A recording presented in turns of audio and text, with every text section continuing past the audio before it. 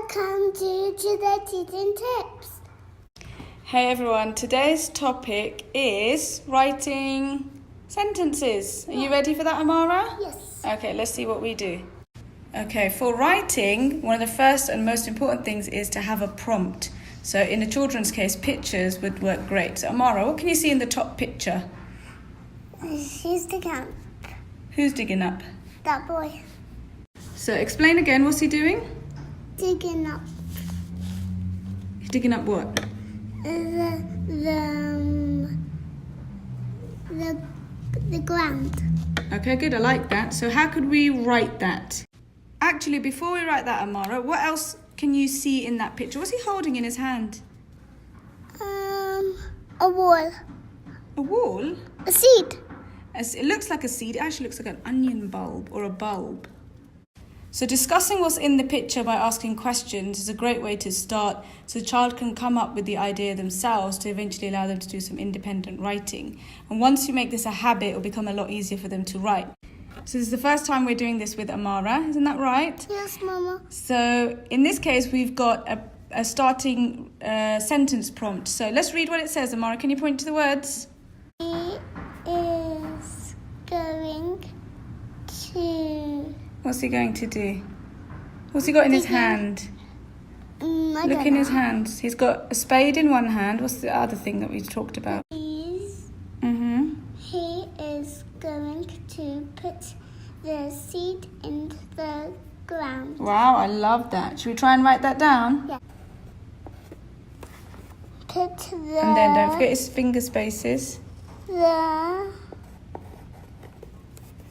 Good. Seed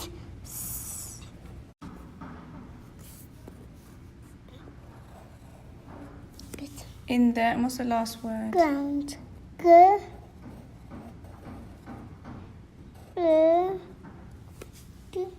What comes next? Is going to put the seed in the ground. Lovely. I love that. Well done, Amara. Okay, so that was one example of writing sentences with lots of prompts, including pictures and sentence startups. The second example is the one that we do quite often. So, Amara, what's that a picture of? Is it a funny picture? A hand and a fork. Yeah, so where's that fork? Okay. What's happening in this picture? What can you see? Your hand is bitten your hand. My hand is picking up a Fork. fork. Okay, so what sentence show? My hand is picking the fork. Okay, I like that sentence. However, I know Amara's going to find the word picking a little bit difficult. So we're going to retry that sentence by starting with I. Can you tell me what sentence you can use? Okay. Or say? I put...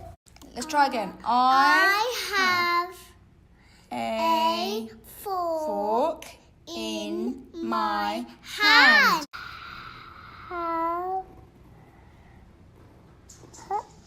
Oh, It's okay, you can cross it out. Try again. there's a straight middle. Oh, well done.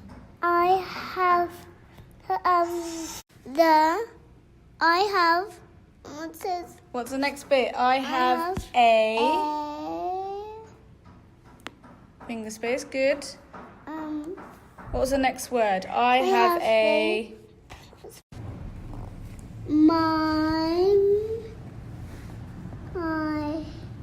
my hand.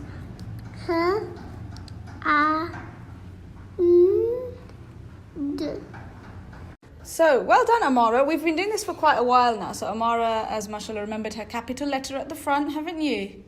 And, wow, you even remembered your full stop. And how did you know how to spell that tricky word, have? I know how to spell it.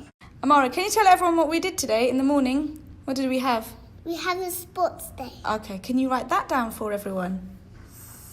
What's your first word? I Is it I have a sports day, or what did we say?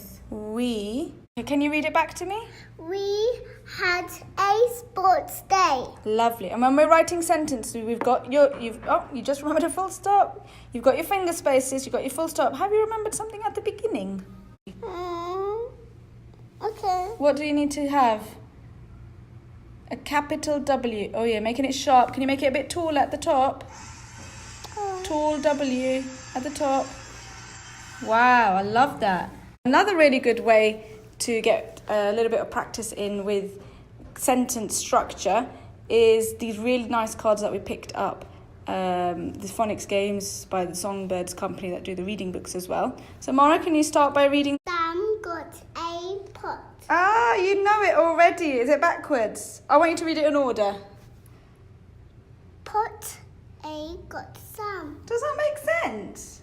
So I made it too easy for her. These words actually come with a little prompt card. She knows the story, so it's a lot easier for her. But can you rearrange it so it makes sense? Can you put the right words in the right order for me? Okay, I love that. And where does that... Oh, well done. You even found where that full stop go. Can you read it one more time? Sam got a pot.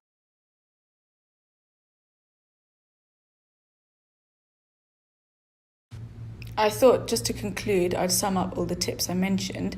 So when writing sentences, use prompts such as pictures, real-life experiences, like when Amara spoke about our sports day. So sentence starter prompts and, of course, their imagination.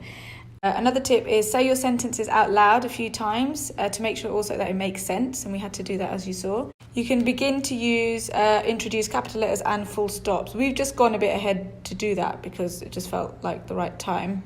The things not to do is don't worry about spellings being perfect. Use a word bank or a word mat to really help. And finally, don't hold them back if their handwriting, because of unneat handwriting as well, right? So if their handwriting isn't so neat, even if they don't form their letters correctly, as long as it's not the other way around or an incorrect letter, because I found a lot of parents that I have come across or worked with get really bogged down by, the handwriting isn't that great. It'll come in time, but don't put them off actual writing, and it should be something enjoyable. So I hope that's been useful. I will share all the details as soon as I can.